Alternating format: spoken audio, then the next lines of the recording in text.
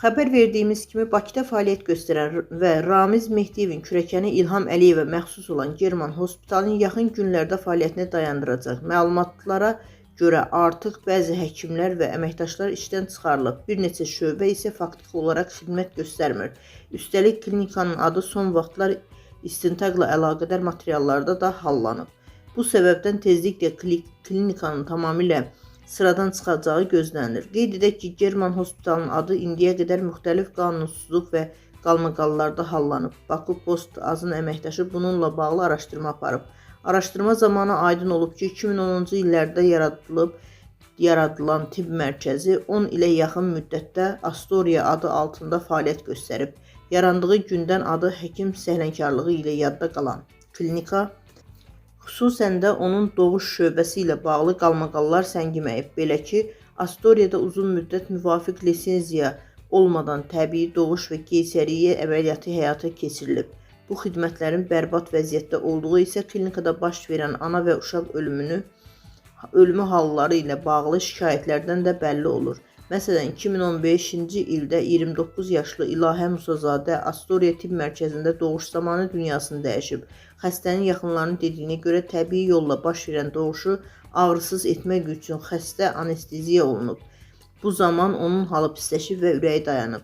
Yusif Sadayev adlı vətəndaşın isə 2018-ci ildə həmin klinikada əkiz uşaqları dünyaya gəlib. Əvvəlcə hospitalın həkimləri doğulan uşaqların yaxşı olduğunu bildiriblər.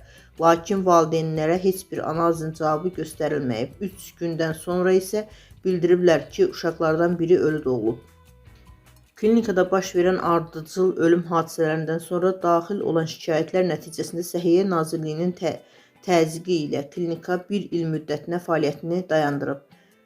Reputasiya korlanan Astoria tibb mərkəzi Mehdiyevlərin kürəkəninin Gülya adlı dayısı qızı və Səttar adlı qardaşı oğlunun rəhbərliyi ilə 2020-ci ildə adını German Hospitala dəyişərək əsasən ginekologiya və doğuş xidməti üzrə təkrar fəaliyyətə başlayıb, amma bu klinikanın fəaliyyətində heç nəyə təsir etməyib, tam əksinə vəziyyət daha da pisləşib.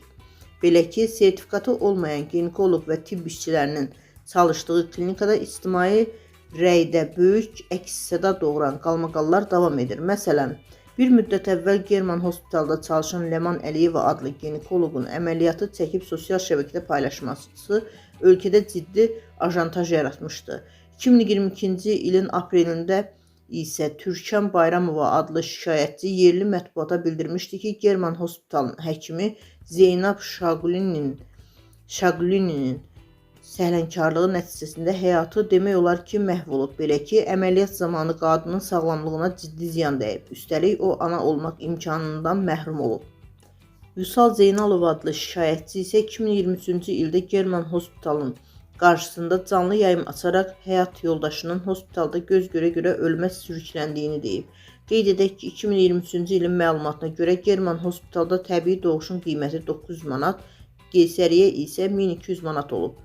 German Hospitaldakı digər şöbələrdəki yaratmazlıqlar ginekologiya və ya doğum xidmətindən geri qalmayıb. Məsələn, 2023-cü ildə müğənni Roza Zərgərli sosial şəbəkə hesabında açdığı canlı yayımda klinikadan şikayət etmişdi. Mayın 2-də məni və yaxınımı əməliyyata saldılar. Əməliyyatdan sonra məlum oldu ki, əməliyyat vaxtı dalaq və mədaltı vəzimi zədələyiblər. Aslan Abdullayev və klinikanın rəhbəri İlham Əliyev insan öldürənlərdir.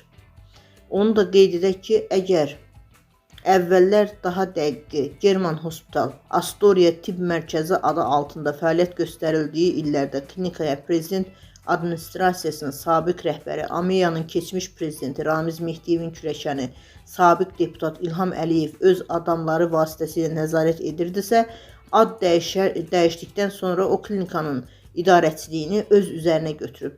Araşdırma zamanı o da aydın oldu ki, klinikanın külli miqdarda vergi və kommunal borcu var.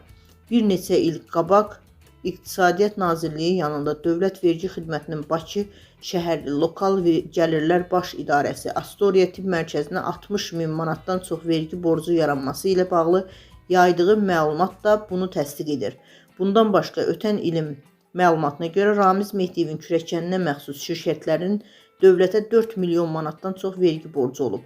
O, bu məbləği bir hissəsini ödəsə də, hazırda yenə də böyük miqdarda vergi borcu qalmaqdadır.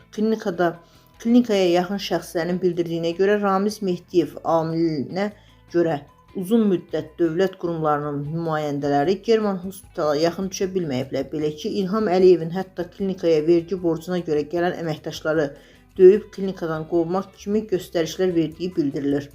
Oxşar hadisələrin kommunal xidmət haqqları tələbi ilə klinikaya müraciət edən dövlət qurumları əməkdaşlarının başına gəldiyi də bəllidir. Xatırladaq ki, Ramiz Mehdiyevin kürəkəni İlham Əliyev 2010-2020-ci illərdə Milli Məclisin deputatı olub. O, 2020-ci ilin avqustunda pandemiya dönəmində qadağanı pozaraq qızına toy etdiyinə görə 15 sutka həbs olunmuşdu.